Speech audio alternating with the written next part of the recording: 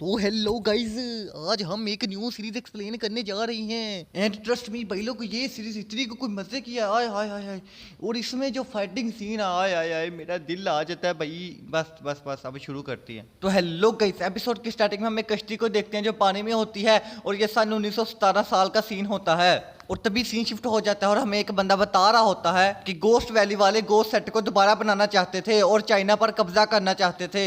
इसलिए उन्होंने अपने डिसाइपल्स को हेवन, अर्थ और क्यू एनर्जी के बारे में ट्रेनिंग देना शुरू कर दिया। और उन्होंने अपने डिसाइपल्स को 4 अमेजिंग स्किल भी सिखाए: dragon locator, dragon suppressor, dragon tamer, dragon controller, जिन्हें आप लेवल अप भी कर सकते हैं। और फिर तभी सीन शिफ्ट हो जाता है और हमें 1912 में वैंग फोशन जगह का सीन दिखाया जाता है, जहां पर हम बहुत ज्यादा लोगों को देखते हैं जो उस बुद्धा के स्टैचू को नीचे गिराने में लगे होते हैं। और फिर हम एक लड़की को देखते हैं जो इनसे ये काम करवा रही होती है और उसका नाम किंग जी याओ होता है। और फिर तभी हम एक गार्ड को देखते हैं जो उसे आकर बताता है कि हमने माउंटेन के पीछे कुछ लोगों को देखा है। मुझे डर है कि कहीं हमारी इन्फॉर्मेशन लीक ना हो जाए और वो हमारे बारे में किसी को बता ना दें। तो किंग जियाओ कहती है कि कुछ लोगों को अपने साथ ले जाओ और उनको वहीं पर ही खत्म कर दो। और फिर हमें माउंटेन के पीछे का सीन दिखाया जाता है जहाँ पर एक लड़का कह रहा होता है कि अंकल जी, जब आपको मेन एंट्रेंस का पता है तो हम इस रास्ते से क्यों जा रहे हैं? मगर अंकल जी कुछ नहीं बोलते। और तभी दूसरा बंदा कहता है कि यंग मास्टर ऐसी बात नहीं है, हम यहाँ से इसलिए जा रहे हैं ताकि हम मूर्ति को कोई नुकसान ना पहुंचा सके और वहाँ एंट्रेंस पर लगे हुए सभी ट्रैप से बच सकें। और सिर्फ कैप्टन जी की तरह एक्सपर्ट ड्रैगन लोकेटर ही इस जगह का सही रास्ता ढूंढ सकते हैं। तो फिर यंग मास्टर कहते हैं कि क्या अंकल ये ही ड्रैगन लोकेटर हैं, क्या तुम नहीं हो? तो ये बात सुनकर वो बंदा थोड़ा शर्मिंदा हो जाता है और कहता है कि यंग मास्टर आप कैसी बातें कर रहे हैं, अंकल जी कहाँ मैं और मैं कहाँ, मैं तो उनकी जुत्ती के बराबर भी नहीं हूँ। और क्या आपको पता है कि हमारी जैंग फैमिली के जो क्लैन लीडर हैं वो भी बहुत ही ज्यादा पावरफुल हैं और उनका भी कोई मुकाबला नहीं है। तो फिर यंग मास्टर कहता है कि क्या मेरे बड़े अंकल भी ड्रैगन लोकेटर हैं? और फिर हमें यंग मास्टर का नाम पता चलता है, इनका नाम जैंग टैंकी होता है, मगर हम इसको टैंकी बुलाएंगे और ये बंदा ही हमारी सीरीज का मेन कैरेक्टर है। तो फिर अंकल जी कहते हैं कि clan leader advance dragon suppressor level पर हैं, इसलिए तो हमारी फैमिली वर्ल्ड की नंबर 1 फैमिली में से एक है। और फिर अंकल जी बात करते करते रुक जाते हैं और वो अपने लोकेटर को निकाल कर आगे का रास्ता पता लगाने लग जाते हैं।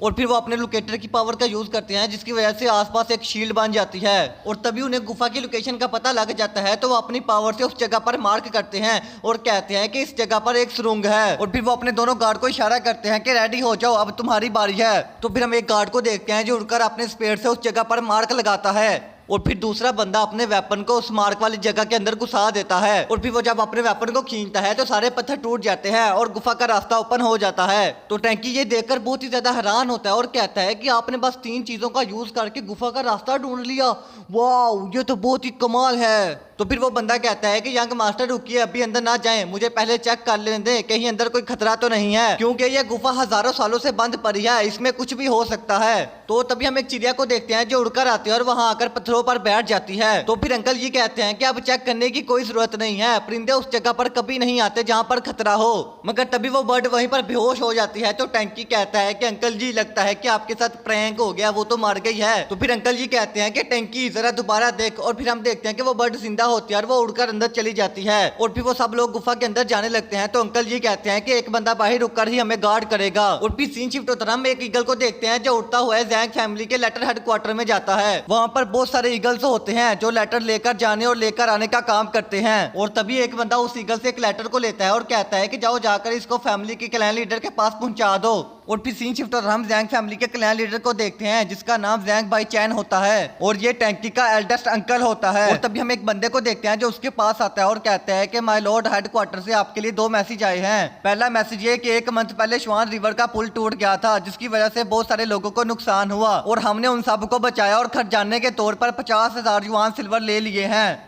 और दूसरा मैसेज ये कि कैप्टन जी अपने सेक्टर के टॉम रेडर के साथ वैंग फोशैन जगह पर पहुंच गए हैं। सो गाइस, अगर आप लोगों को टॉम रेडर का नहीं पता तो मैं आप लोगों को बता दूं, टॉम राइडर उन लोगों को कहते हैं जो पुराने मकबरे और एंशिएंट टॉम में जाकर खजाने वगैरह ढूंढते हैं। और फिर वो बंदा जो लेटर पढ़ रहा होता है हमें उसका नाम बताया जाता है, उसका नाम जैंग बुयू होता है। और वो कहता है कि माय लॉर्ड, इस दफा यंग मास्टर जैंग टैंकी भी उनके साथ गए हैं। तो ये सुनकर जैंग बाई चैन को बहुत ही ज्यादा गुस्सा आ जाता है। तो जैंग बुयू कहता है कि माय लॉर्ड आप गुस्सा ना करें, में कैप्टन जी उनकी प्रोटेक्शन के लिए उनके साथ हैं और वो उनको हर खतरे से बचा लेंगे। तो जैंग बाईचैन कहता है कि मुझे कुछ नहीं सुनना, तुम जल्दी से जाकर जैंग टैंकी को वापस लेकर आओ। और फिर तभी हम गुफा के अंदर का सीन देखते हैं जहाँ पर अंकल जी टैंकी को एंशिएंट टॉम के बारे में इंफॉर्मेशन दे रहा होता है, क्योंकि टैंकी उनके साथ पहली दफा किसी एंशिएंट टॉम में आया होता है। तो अंकल जी उसे बताते हैं कि एंशिएंट टॉम 3 तरह के होते हैं, हेवन, अर्थ और पीपल। और ये टॉम्ब अर्थ स्लेटर टॉम्ब है, मगर मुझे इसमें कुछ अजीब नहीं लग रहा क्योंकि अर्थ और हेवन टॉम्ब बहुत ही ज्यादा खतरनाक और डेंजरस होते हैं। तो फिर वो बंदा कहता है कि यंग मास्टर, क्या आपको पता है कि मुझे 10 साल हो गए ये काम करते हुए, मगर मैं पहली दफा किसी अर्थ स्लेटर टॉम्ब में आया हूँ। तो टैंकी कहता है कि क्या तुम डर रहे हो? अबे डर मत, मैं तेरे साथ हूँ। ये देख मेरे पास क्या है, काले कुत्ते का काला खून, और ये देख इसमें छोटे बच्चे का सुसु है, और ये देख ये काले गधे का पैर है। इनसे इवल स्पिरिट आपसे दूर रहेंगी, वो आपके पास तक नहीं आएंगी। तो वो बंदा कहता है कि यंग मास्टर आप बिना बड़े मजाकिया हैं, क्या आपने ये सारी चीजें सिटी के बाहर चोर बाजार से खरीदी हैं? वो तो धोखेबाज होते हैं, वो टॉम्ब राइडर नहीं होते। उनका तो काम होता है कि लोगों को उल्लू बनाकर बस अपनी चीजें बेचना।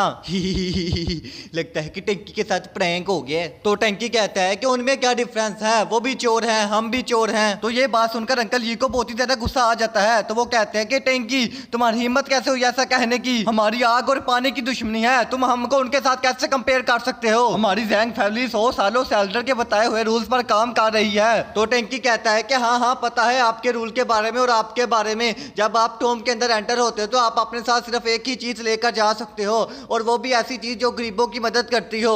उसके अलावा आप अपने साथ कुछ भी नहीं लेके जा सकते। कैसे घटिया रूल हैं। इनकी वजह से तो हमारी जैंग फैमिली गरीब होती जा रही है। क्या आप मेरे कपड़े देख रहे हैं? क्या ये यंग मास्टर के कपड़े हैं? क्या मैं आपको कहीं से भी यंग मास्टर लगता हूँ? तो फिर अंकल जी कहते हैं कि छोड़ो, तुम्हारे साथ तो बात करना ही फजूल है। और फिर कैप्टन जी जब एक दरवाजे के पास जाते हैं तो वो कहते हैं ये तो फ्लावर लोटस डोर है, और फिर वो जब उस पर हाथ रखते हैं तो उन्हें उसके बारे में सारी इन्फॉर्मेशन मिल जाती है कि ये कैसे ओपन होगा। और फिर वो जब दरवाजे को ओपन करने लगते हैं तो तभी एक पिन निकलकर उनको लगने वाली होती है, मगर वो उस पिन को पकड़ लेते हैं और दूर फेंक देते हैं और कहते हैं कि ये बच्चों वाली ट्रिक्स कौन यूज करता है। और तभी वो उस दरवाजे पर हाथ रखते हैं तो वो दरवाजा ओपन हो जाता है। और वो टैंकी को समझाते हैं कि अभी तुम टॉम्ब पे एंटर करने जा रहे हो, कोई भी पुट्ठी सीधी हरकत ना करना। और तभी वो तीनों टॉम्ब के अंदर एंटर हो जाते हैं। तो टैंकी कहता है यहाँ तो चाइनीज कल्चर का खजाना पड़ा हुआ है, मगर क्या फायदा, इस पर तो मिट्टी जम गई हुई है। और तभी टैंकी टॉम्ब के अंदर बांदरों की तरह उछल उछल कर भागने लग जाता है, और तभी उसका प्यार एक ट्रैप के ऊपर जाता है। और इस बात का एहसास कैप्टन जी को हो जाता है। तो वो कहता है कि टैंकी अपनी जगह से हिलना मत, मगर टैंकी अपनी जगह से हिल जाता है, जिसकी वजह से ट्रैप के अंदर से एक बम बाहर आ जाता है, मगर कैप्टन जी उसको लात मारकर दूर काट देते हैं और टैंकी को बचा लेते हैं। और फिर कैप्टन जी टैंकी को कहते हैं कि मैंने तुम्हें बांदरों की तरह उछलने से मना किया था ना,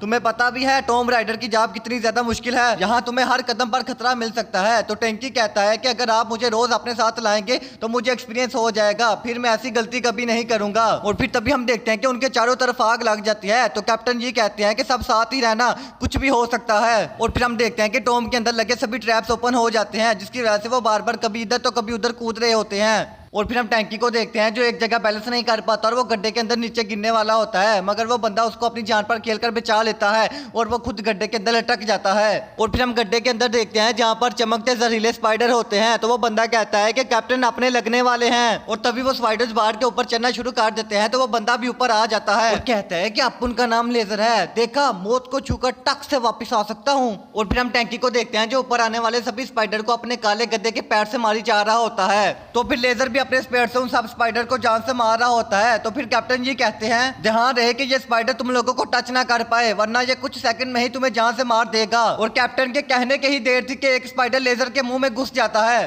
तो वो कहता है कि कैप्टन मुझे बचाओ, मैं मरना नहीं चाहता, मेरी तो अभी शादी भी नहीं हुई। तो फिर कैप्टन जल्दी से एक चाकू निकालकर उसकी तीसरी टांग पर मारते हैं और वो कीड़ा बाहर निकल आता है। भाई क्या फायदा अब उसके जिंदा रहने का, अब तो वो बेचारा नामर्द हो गया, इससे अच्छा तो वो मर ही जाता, अब तो वो बेचारा शादी भी नहीं कर सकता। तो फिर कैप्टन जी अपने लोकेटर का यूज करते हैं और आसपास के सभी स्पाइडर को जान से मार देते हैं, मगर तभी और ज्यादा स्पाइडर वहां पर आने लग जाते हैं। तो कैप्टन जी टैंकी को धक्का मारकर मूर्ति के ऊपर चढ़ा देते हैं और फिर वो अपने लोकेटर का यूज करते हुए जमीन पर एक जोरदार पंच मारते हैं, जिसकी वजह से वहां पर बहुत ही बड़ा ब्लास्ट होता है और वो सभी स्पाइडर मार जाते हैं। मगर तभी हम मूर्ति को देखते हैं जिसके ऊपर टैंकी होता है, वो नीचे जाने लगती है। तो टैंकी कहता है कि अंकल मुझे बचाओ अंकल। तो गाइस आज का हमारा एपिसोड यहीं पर खत्म होता है और तुम लोग को मुझे कमेंट्स में जरूर बताना कि तुम लोगों को ये सीरीज कैसी लगी। लगी और मैं इसको आगे एक्सप्लेन करूँ या नहीं। अगर तुम लोग चाहते हो कि मैं इसको एक्सप्लेन करूँ तो उसके लिए तुम लोगों को मेरे चैनल को सब्सक्राइब करना होगा और हमारे चैनल पर 30 के सब्सक्राइबर का एम कंप्लीट करवाना होगा। अब मैं चलता हूँ, टाटा बाय बाय टुरुरु। Desvíes la mirada, quédate cerca de mí.